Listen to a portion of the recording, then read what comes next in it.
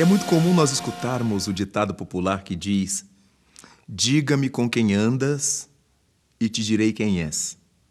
Quem não conhece isto?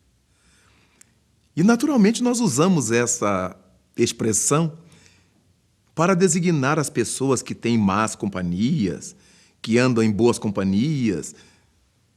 Pela companhia que a gente escolhe, as pessoas nos caracterizam.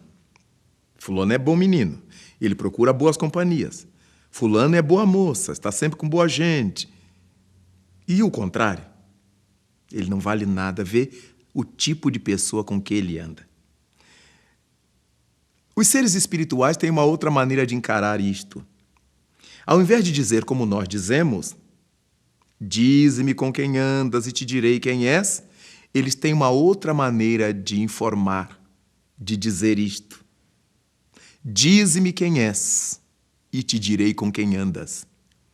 Porque os espíritos partem do princípio que nós é que definimos aqueles seres que queremos como nossos acompanhantes espirituais. Todos nós temos acompanhantes espirituais, indubitavelmente. Quer nós acreditemos neles, quer não acreditemos neles. Quer sejamos materialistas, ateus, quer sejamos espiritualistas. O fato é que, como afirmou Paulo de Tarso, nós estamos cercados por uma nuvem de testemunhas. Testemunhas positivas que querem nos ver crescer, avançar, progredir, e testemunhas negativas, aquelas que estão prontas para puxar-nos os tapetes. Daí, então, vale a pena enfocar a questão da assistência espiritual que todos nós temos, já que estamos cercados por nuvens de testemunhas. Já que a população espiritual do planeta é muito maior do que a população encarnada no planeta. Isso quer dizer, há muito maior número de seres no mundo espiritual do que de seres na Terra envergando um corpo físico como nós. Desse modo, é impossível que nós não tenhamos um acompanhamento espiritual grande. Mas nem sempre esse acompanhamento espiritual é formado por seres que nos assistem, mas sim por seres que nos rodeiam. Aqueles que nos assistem o fazem por afinidade conosco, por algum tipo de interesse junto a nós. Interesse em nossa evolução, em nosso progresso, em nosso crescimento, ou interesse em nossa desdita, em nossa infelicidade. Mas tudo isso não deixa de ser assistência espiritual. Quem define o tipo de assistência espiritual é a gente, pela forma como a gente vive. Esses assistentes espirituais, quando positivos, quando do bem, têm seu ponto máximo naquele ser que nós chamamos de anjo guardião.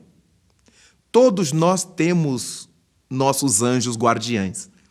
Esses anjos guardiães são espíritos que Deus estabeleceu que seriam nossos guias aqui na Terra, nossos tutores aqui no mundo, inspirando-nos, acompanhando-nos, orientando-nos para o melhor, sempre para o melhor.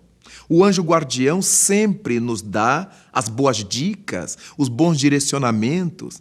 Ele sempre se comporta como um irmão mais velho ou como um pai extremado, um pai muito atencioso, que estivesse sempre desejoso de ver seus filhos felizes. Essa é a postura do anjo guardião. Às vezes, nós damos muito trabalho ao nosso anjo guardião, porque tudo quanto ele nos sugere, nós fazemos o contrário. Nós desacatamos, nós desobedecemos. E por causa disso, então, certamente, advém sobre nós infelicidades, tormentos, dificuldades, quando não ouvimos a voz inspirativa do nosso anjo guardião. Mas todos nós, detentores desses seres espirituais que nos assistem, deveremos aprender a travar contato mais próximo, mais íntimo com o nosso anjo guardião, que é o maior dos assistentes que acompanham a nossa vida aqui no planeta. É esse anjo guardião, o ser que Deus colocou para nos atender, para nos entender, colocou à nossa disposição. Vale a pena que treinemos contato com esse anjo guardião. Como é que a gente consegue isto? Através do exercício de silêncios íntimos. Se somos pessoas, se formos indivíduos, buscando sempre barulhos, tumultos, agitação, se gostarmos de muita atividade excessivamente barulhenta, com certeza não conseguimos o silêncio íntimo para fazer ponte com o nosso anjo guardião. Ele é o ponta de lança da nossa vida. É ele que define aquilo que nós pretendemos conseguir, nos ajuda naquilo que desejamos alcançar e nos inspira para o bem e nos impulsiona para Deus. Vale a pena pensarmos nesses assistentes espirituais, sim, mas entendendo que nosso dever imediato é contatar com intimidade o nosso anjo guardião.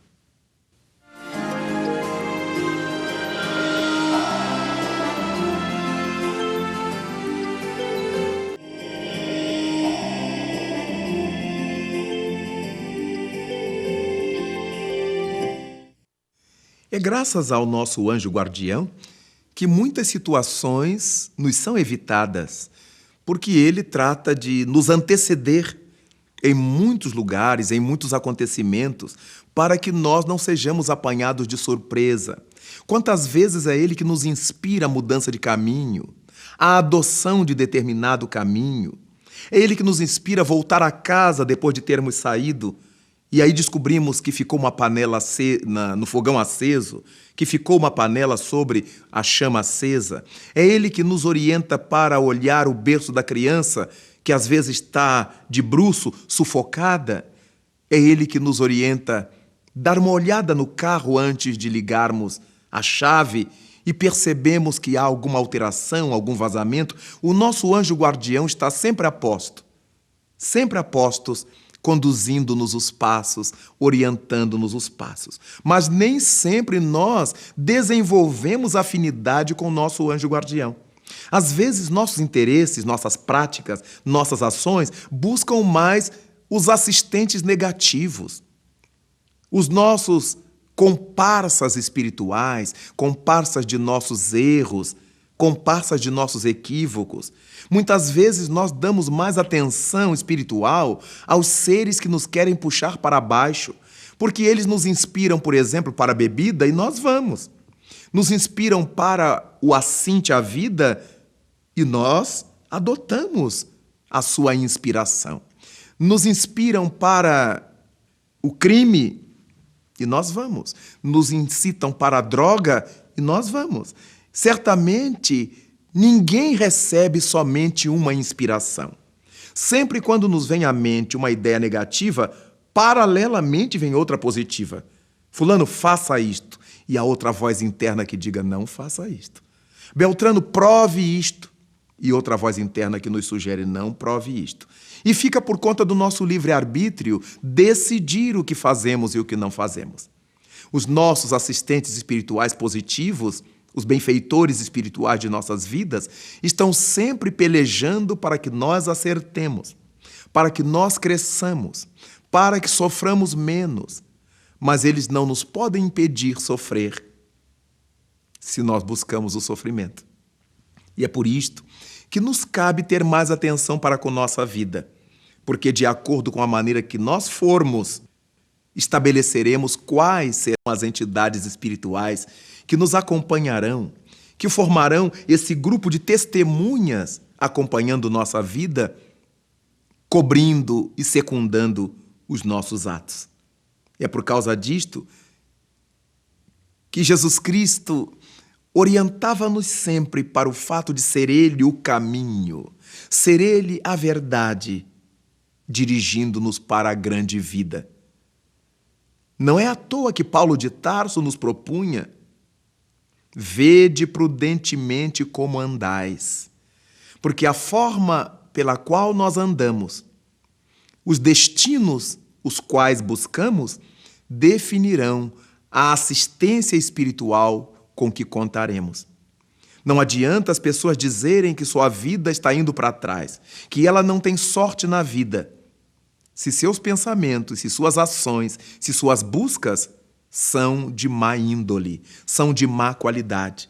Quando ela pensa em alguém ou em alguma coisa, pensa sempre para baixo, pensa sempre negativamente.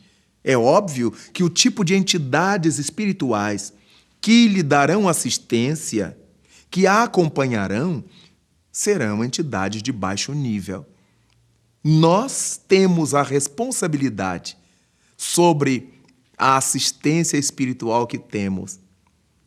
Era muito comum, ao tempo do saudoso Chico Xavier, as pessoas dizerem que se aproximavam de Chico Xavier e se sentiam bem, sentiam-se agasalhadas, sentiam-se abraçadas por Chico Xavier, que dava a cada pessoa a sensação de que eram as mais amadas por ele.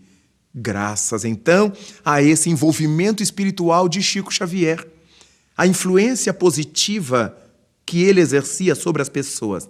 Porque Chico Xavier tinha uma assistência espiritual notável. O Espírito Emmanuel, seu guia espiritual, seu anjo guardião, criava em torno dele uma aura de paz, de felicidade, de alegria, com toda a responsabilidade que o Chico tinha nas suas realizações. Era por isso, pela vida que ele levava, que merecia a assistência do Espírito Emmanuel. Muitos de nós gostaríamos de ter, como guias espirituais, espíritos positivamente bons, almas nobres, espíritos angélicos. Mas para isso nós temos que fazer a parte que nos cabe, aqui na Terra. A luta por ser bons, a luta por melhorar a nossa maneira de viver, a luta por melhorar aqueles que estão à nossa volta e semear pelos caminhos por onde passamos as sementes da felicidade. Nossos assistentes espirituais estão profundamente relacionados aos nossos hábitos, aos nossos pensares, ao nosso psiquismo.